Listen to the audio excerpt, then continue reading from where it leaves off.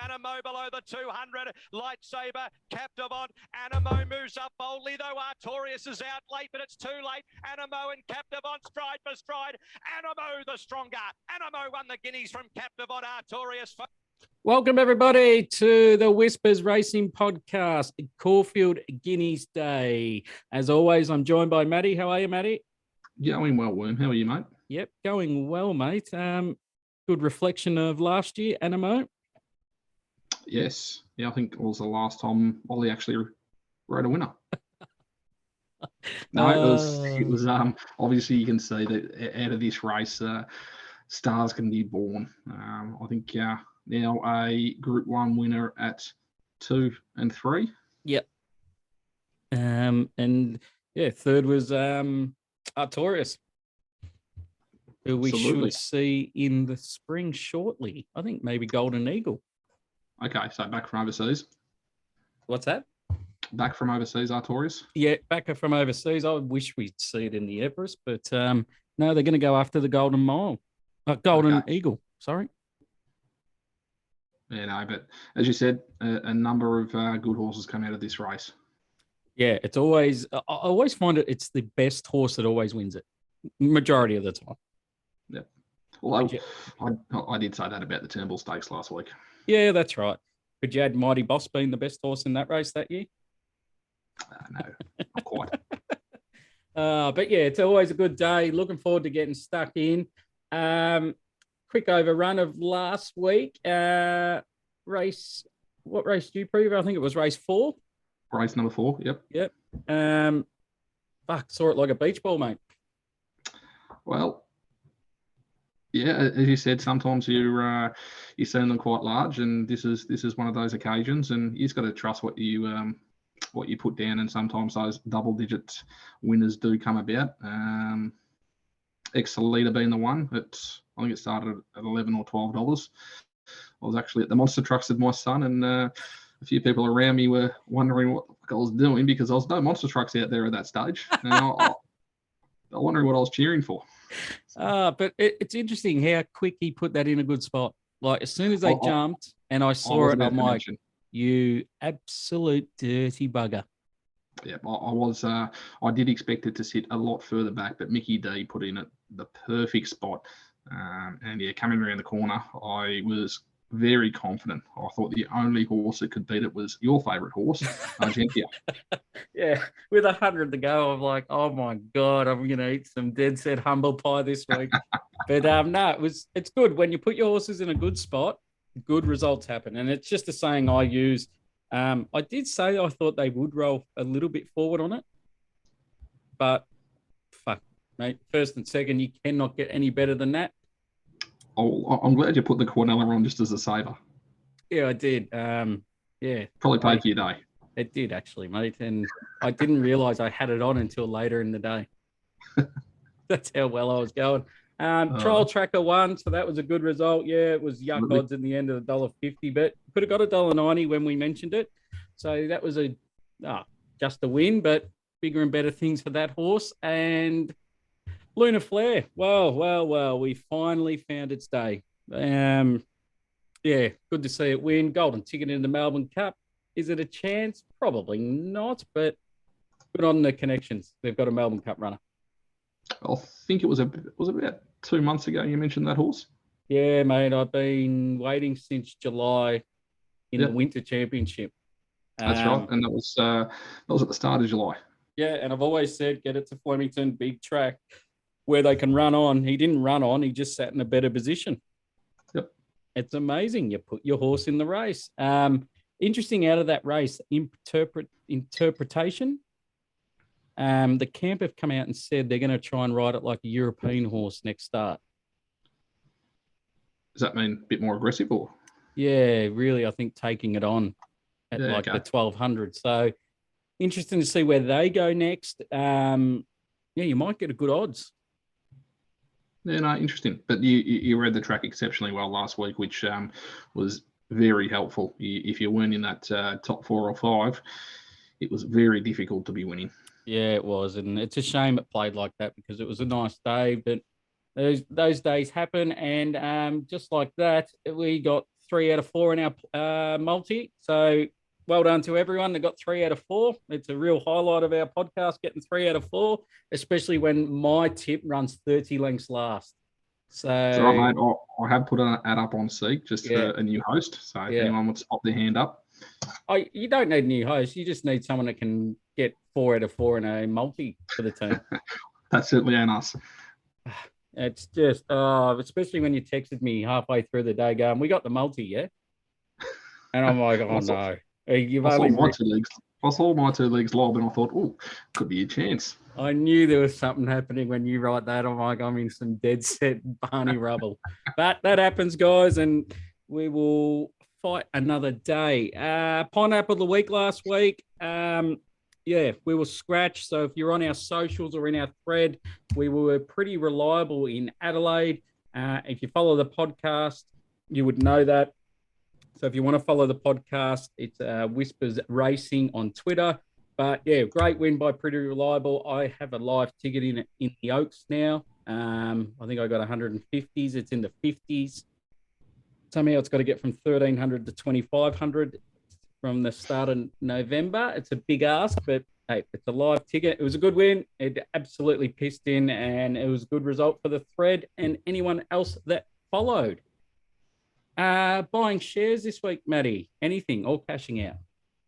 No, not cashing out or buying shares this week. Very happy with the portfolio. Number of runners running this weekend, which we'll touch on a few, but quite comfortable with how it's sitting currently moving into the spring. We might need to pop a couple of Group 1 horses in there for the main races across the next few weeks. So, yeah, definitely. I've got nothing. I just think it was an average meeting, so it's hard to get a guide on what to follow and not. It's just that's what happens these meetings. Track stats this week. As you know, we're recording Wednesday night, so we've got a bit of happening between now and then. 5 to 10 mil is looking to fall on Friday. What will the track be? I'm working on a soft 5, no worse than a 6. They've had the track a good 3 today, so it'd be rock hard fit Caulfield. So could even be pushing a firm 2, but good 3. If the 5 to 10 fall, 10 being the worst, I reckon a 6. If 5 fall, we might get to a 5. You might even get a good 4. So definitely watch a few races, and there's a few experts on Twitter that will tell you how the track will play. They're worth following. But yeah, stay close to your socials and just watch and act. It's a simple thing before you launch. I'll be looking for horses on speed. If it's worse than a 5, they'll be edging off. If it's a 5, I reckon they'll stay close to the rail. So I know I'm sitting on the fence here, guys, but it is Wednesday and there's a lot to happen from here to then. Trial trackers this week. We're going to go with race 1, number 5, Princess Du Harlow. Has had 2 jump outs for this, and I really like the most recent one. Running part-time for the 800. Always well educated out of the camp, and I think it can win. That's race 1, number 5, Princess Du Harlow. As most of you would know, we're going to do a runner-by-runner preview for the Caulfield Guineas here, guys, because it is Wednesday and it's hard to get a lot of bets up and this time of night. We're just going to go runner-by-runner and tell you what we think, and we'll have a few bets out wide later in the show. 1,600 Group 1 Caulfield Guineas for the Colts. We'll kick off with Tijuana,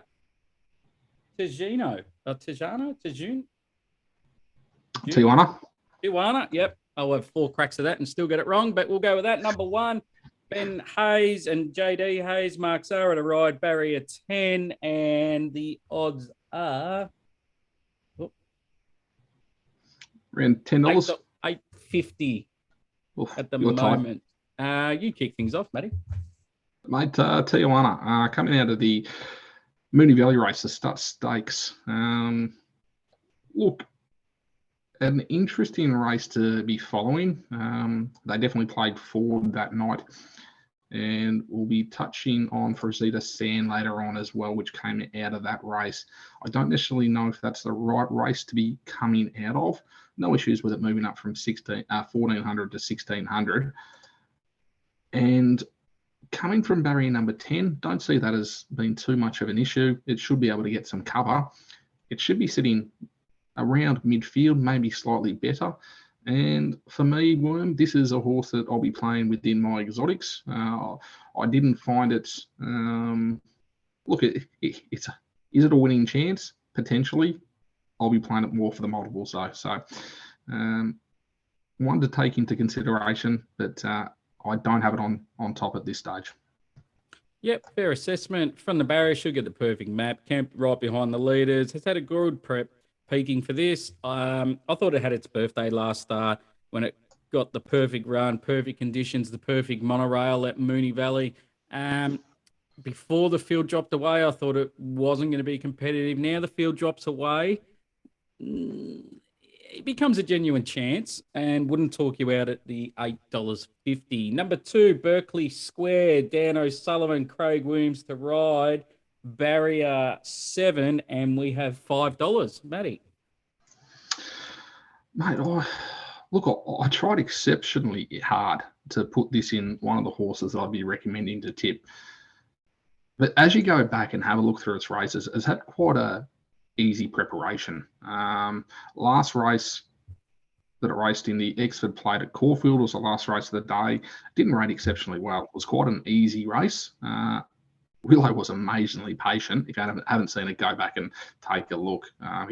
He crossed about 5 different horses before he found a space and closed exceptionally well. So I understand how this is second favourite within this market. However, that race or its preparation hasn't really got it shining out from the rest of this field for me. I don't see it within my top 5, so it's not even going to be a horse that I'll be putting in my exotics. So Berkeley Square is a no for me.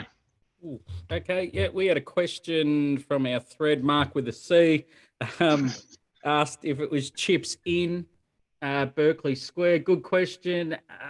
Geez, I never talk anyone out of a bet. If you like it, go your hardest. But it's a hard horse to assess from a punting point of view.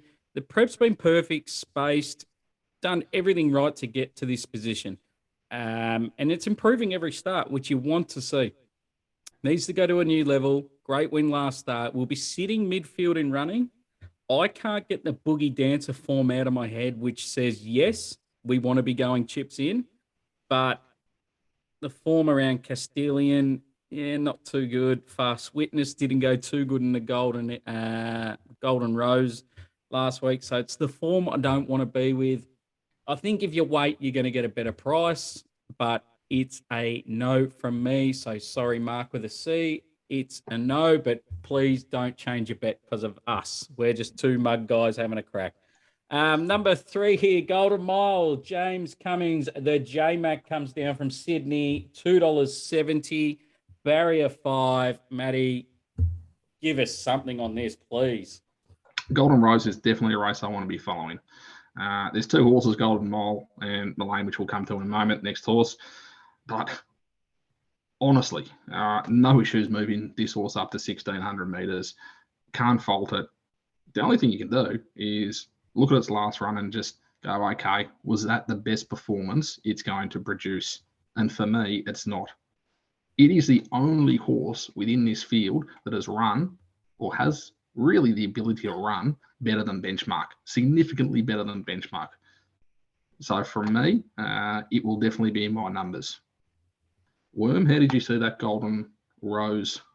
Yep. You're definitely going to get a different insight here. You're definitely not going to get what I think out of any podcast you listen to, any preview show here. I think it deserves to be favourite.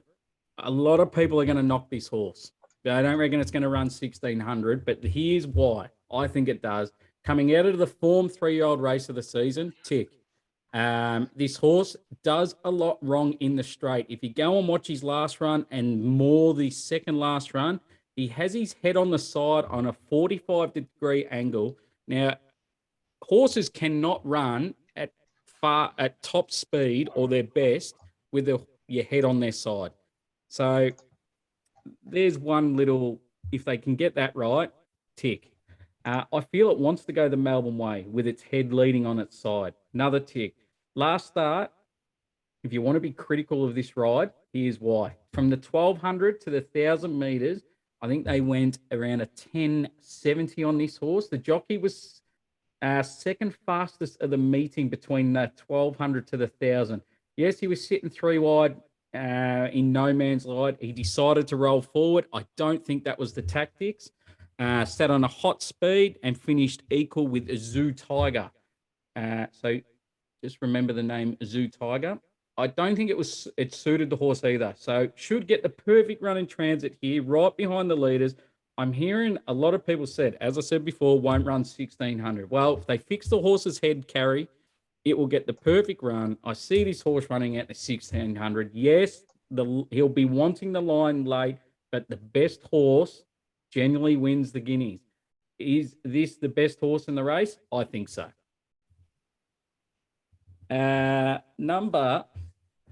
Sorry, I just clicked off something here. Number 4, Mullane. Nose Roll Moody, Al Nolan, $18, barrier 11.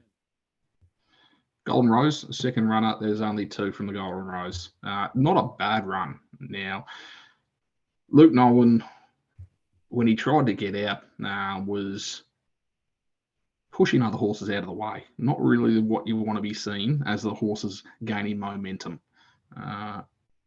From there, it was a no-chance race for Mullane.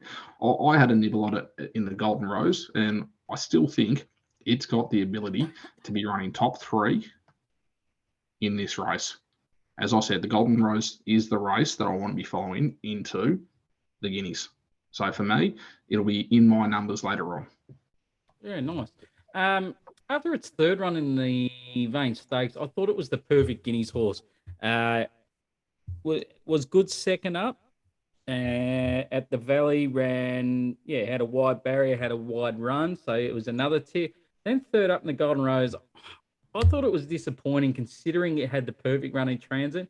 Yes, the jockey was trying to push it out in the straight and get a clear run. It did look unlucky, but once clear, I just don't feel there was much left. Was it because it didn't suit the Sydney way? I don't know. I'm a little confused. From the barrier, it sits 3 wide, probably 4 pairs back. I can't have it. Number 5 here, Bank Mer for my mate Richard Lamming, jockey Jai McNeil, $21, barrier 17. What did Jai McNeil do to get this right? Mate, honestly, Jai, if Jai's chosen this horse for the Guineas, I do not know how. Now, the barrier is not going to help from barrier number 17. The Sandown form is not the form I want to be following. It was a low-pressure race. Don't get me wrong, it was a good win, but they weren't flowing through the line like they wanted 1,600 metres. So, bank more for me? No, thank you. Worm? Has come out of nowhere, this horse, or has it flown completely under our radar? First up was great. Run told me it wanted 1,600. Last up, perfect ride, perfect result. From the barrier, what do? There's 2 options. You either roll forward or you go back. I think the pressure gets to the trainer here and they roll forward. And going out of the yard last start, he looked at top, and he might only have one run left in him, and that's the Guineas. I can hear a lot of noise saying they're looking for further. I know we're only talking about this Saturday, but if he's going further, he could be cooked, this horse, after the Guineas, because it's always a big, brutal run. Either way, $19. I think he has to go in your quads, your tries, and your first 4s. Number 6, Vegeta Sam for the Hawks team, D. Thornton, $20, and barrier 18. Jai McNeil jumps off. Jai, wow. Vegeta Sam, look, I liked its run last start at the Valley when it ran second to Tijuana. Now, I guess all you can say is it's going to be very, very impressive if it's going to be winning from barrier number 18. I think from that barrier, Damien Thornton's going to need to probably go forward. He's going to be sitting quite wide. From there, it's going to be very impressive if it can win. And for that reason, 1,600 metres, I don't necessarily think is too much of a concern, but from that barrier, it does make it a concern. So Fujita San misses out on my numbers. Yeah, barrier 18 is the sticking point here. It's had a nice prep. Hard to see the horse winning from the barrier, but the last time it went to the lead, it won by 5 lengths last prep. Yeah, it was a 2-year-old race. Do they try and roll forward here and try and make every post a winner? I don't know, but it's a no from me. Number 7 here, Meridius, Damien Lane, $17, barrier 16. Mate, this is the first runner out of that half cabin race where they were running on a heavy 20. So really, really difficult to assess outside of half cabin, that is, any other runner within this field. So you take that out, it doesn't leave a whole lot for this horse. So based on that, I don't have it rating within the top 5, 6, probably even the top 10 within here. So I can't give this horse much of a push. However, as I said, the Guineas prelude, it made it very difficult given the track we're running on. So look, it's a pass for me. Yeah, nice prep for me so far. Thought it ran well last start in horrible weather. I'm just worried about the barrier. We'll have to go back. Might be hard to run on come Saturday. Good jockey booking, but it's a no from me. Number 8, Skypios, Richie Blacker, Harry Coffey to ride, $81, a barrier 3. Skypios, sit midfield from barrier number 3. It'll be in this, and we know it can run the distance because it won over 1,800 metres at Flemington. So look at $91, throw a couple of dollars on and who knows, but it may be a bit of a donation given I've got it rated the worst horse within the field. In saying that, don't back it then. Clearly aimed for the Vic Derby. Has had a 13.50 jump out at sale, won nicely, but it's a clear no from me. Number 9, Ossing Penko, Chris Waller, Tim Clark, barrier 15, $21. Addy. Waller-Clark combination really got me looking into this horse. I liked its form up in Sydney before it came down and ran in that half cabin race. For me, that's a complete forgive. So Opasenko, look, based off its Sydney form, I would have liked to have seen in the Guineas on a decent track and have a decent lead-up run. It wasn't going to beat half cabin, and no issues there, but it would have been nice to see a little bit more from the horse outside of its Sydney form. In saying that, I do have it rated within the top 5 horses within the field, and I respect the Tim Clark and Chris Waller combination. So I do believe that it's going to be a live chance. Worm? Yeah, okay, yeah. Hard horse to assess for me. Didn't look like it handled the heavy 8 or the torrential rain, so you clearly have to forgive it. It's had a jump out since and went well. I'm confused on this. It SP'd 440 against half cabin, and now you're taking $21. If you backed it against half cabin, I reckon you go again at 21s. It's a stupid price to find out, but I'm gonna say no. Number 10, Amendable, Mick Price, Kent Jr., D. Oliver, barrier 14, $16. Ollie back to back. Look, it is a chance, and he's found himself on a decent horse. Look, it was very flashy in the half cabin race, so I do see how it's probably going to shorten from here, if anything. In saying that, its benchmark numbers do stack up to being a top 5 runner within this field, so it definitely does need to be respected. Now, from barrier number 14, I don't think Ollie's going to have too much of an issue there. He'll find a bit of cover for this horse, and we do know that it's going to be strong across the last 200 metres. So I think it's one that needs to be seriously considered and is a live chance for Ollie to go back to back. Worm. I don't know why I'm going to say this, but I'm comparing this horse to Super Seth. If you go off his previous run before the Guineas, he had a lot of trouble, and it really no one saw it. Now I think this happened again with Amendable. I like to find sneaky rides, and I think this is the one. Was in the race with torrential rain, was out the back, and you could see Ollie struggling in those conditions. Not the horse, Ollie was. It was either he couldn't see or trying not to fall off. And you watch him, he sort of angled himself like he was covering from the rain. So he did well for what he did. When he got clear air, he ran the fastest 200 of the race. I think he handled the conditions, and from the barrier, he probably near the rear. Blinkers go on, so that'll fire him up a bit. And I think this might be a Super Seth moment, screaming down the outside, serious player. Number 11. Miradus has beat it the last 2 starts. It has. I just think grand final trainer versus a trainer that's seriously under the pump and has lost a lot of big owners. That's just my thoughts. Good insight. Yeah, big races look for big jockeys, big trainers. You don't go looking for these little trainers. That's why you pay it. You give your horses to the best. Just might be a pet hate in there, but I'm just yeah. Elkington Road. I wonder if it's owned by Steve. Trained by Michael Maroney. Jockey is Jamie Mott. Barrier to $34.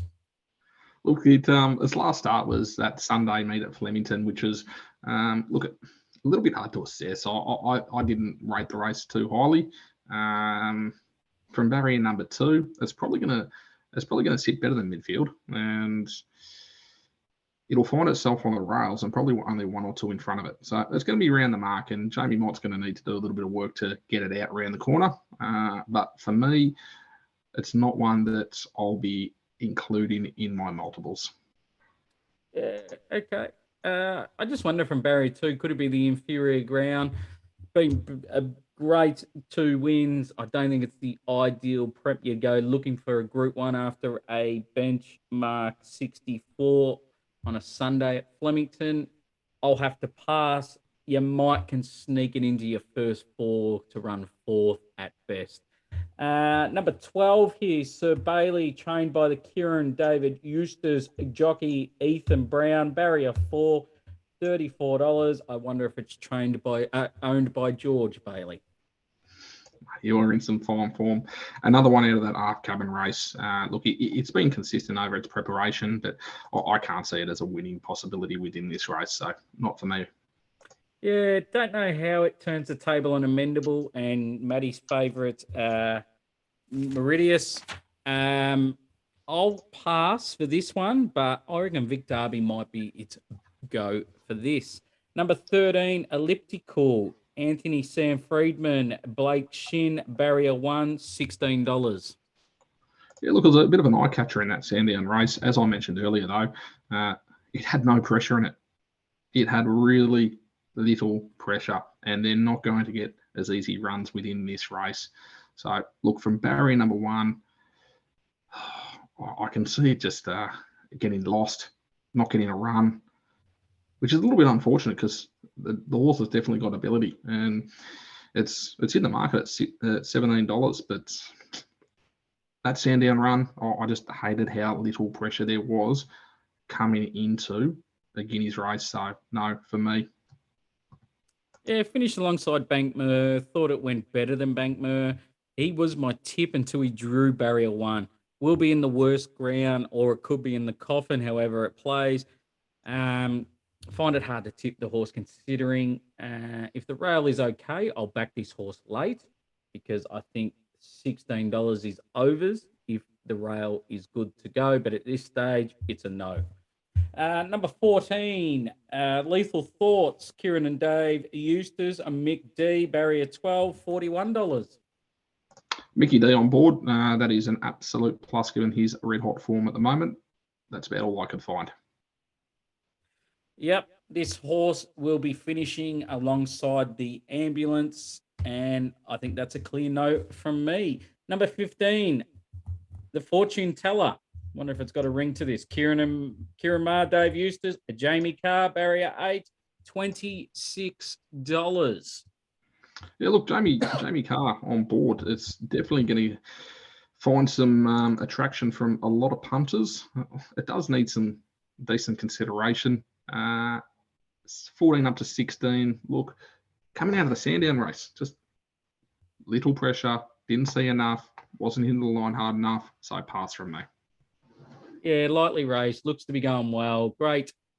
Gets a nice barrier to sit in a forward position. Will start shorter than $27 because Jamie Carr on board. There's a lot of mug money going around, and they'll say, "Oh, Jamie Carr, $27." I think you can add it in your tries and first forwards. I think it can run a drum. Number 16, Dashing, Aaron Purcell, Linda Meach, barrier 13, $100. Wasn't the worst rated horse for me in the race, so $100. Look, you could definitely find worse. You can't knock it too much. However, the races leading into the Guineas aren't the races that I'll be looking to find a Guineas winner. So it'll be a no from me for Dashing. Yeah, I've seen worse horses at 100s. I think it should start a lot better than that. I reckon 80s. Won't be winning. If it does become heavy ground, I think it can run a drum. But it's a no from me, considering what I think will happen. 17 and 18, Matty, the Angry Skies and Muramasa. Yes, both of those were passes, even if they do get a run. Not ones that I'll be looking to include in my top 5. I agree. No and no. All right, betting strategy. $100, Matty. What are you doing? Look, just before we get on to the betting strategy, I just want all the listeners to know that we don't do this form together. We do this completely independently before we jump on. So I'll be going with Golden Mile, $70 the win at $2.80. And then for the remaining 30, it will be 15 on Mullane at 21s and 15 on Osipenko at 21s. Yep. No, 100% agree, guys. We do the form completely different. We do a line majority. And we're going to line a little bit here. I'm going to have 85 on the Golden Mile.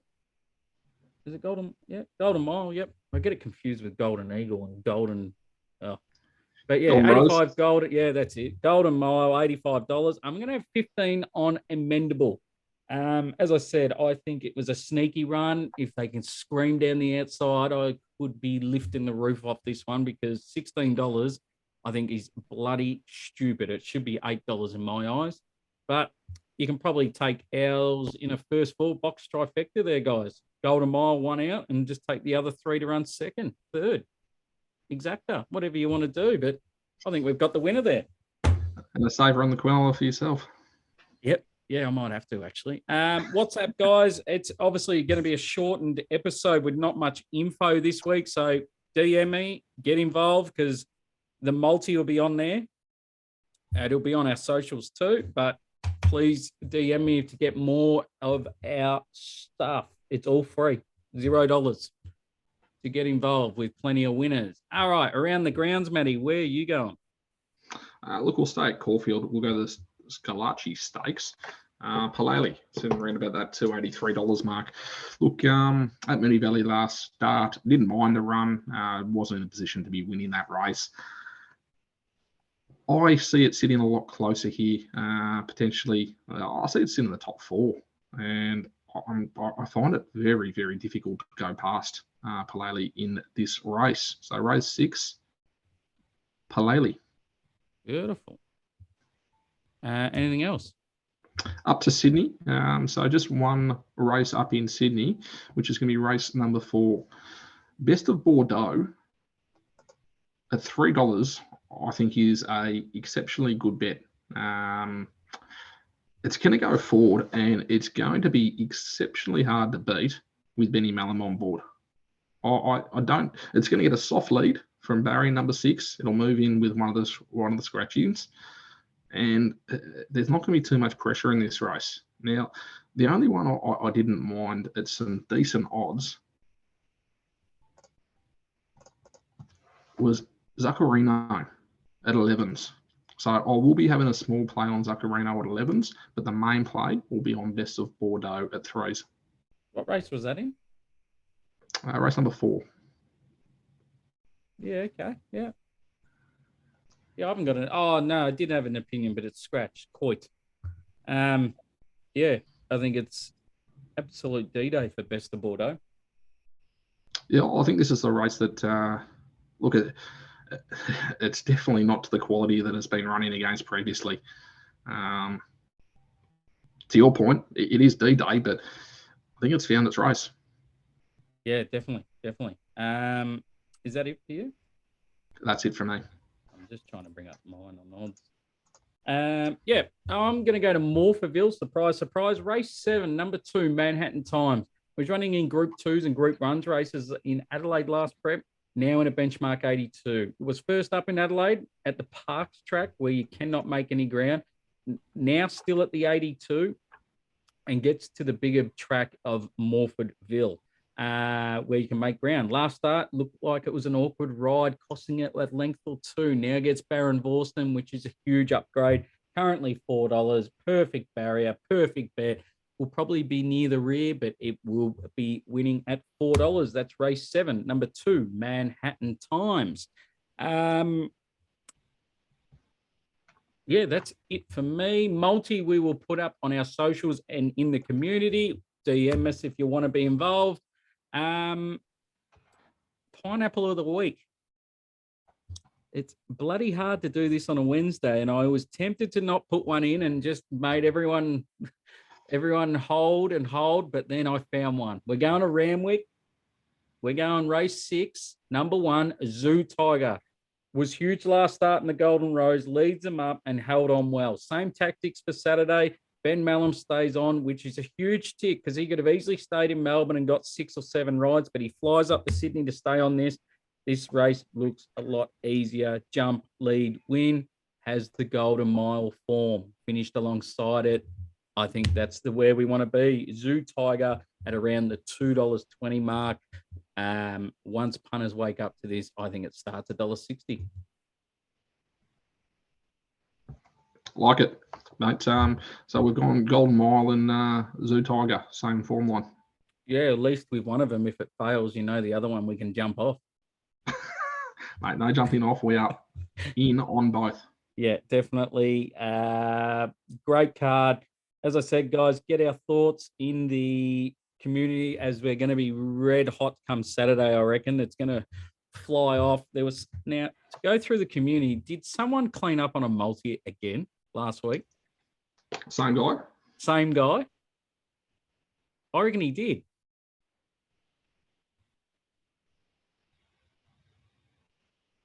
I can't remember. Yeah, it had to. Yeah. I reckon he got done the last leg. No, he cleaned up on the NRL. Yes.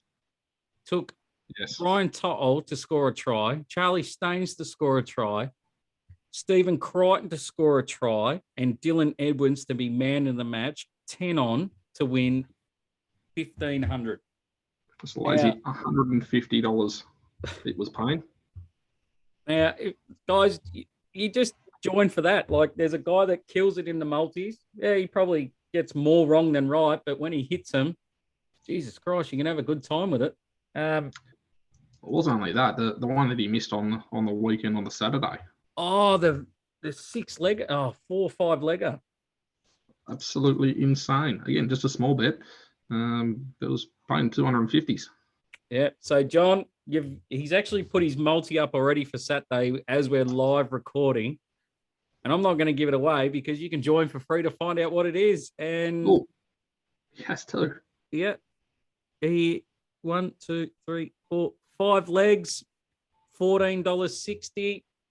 Get involved, punters. Like, it's as I say, it's not my community, it's everyone's community. You put your bets up. There's no judging, there's no bagging. We all have a good time. And yeah, you can come and get my audio Saturday morning. You can get Maddie's thoughts, anyone's thoughts. So come along, join the fun, as it's going to be dead set off its tits on Saturday. Anything else to add, Maddie? Mate, nothing else to add from me. Enjoy the Guineas on the weekend. Good card, very, very good card outside the Guineas as well. Obviously, we've got the Cox Plate preview as well. Yeah. Huge race. I can't wait for it. I've already done the race.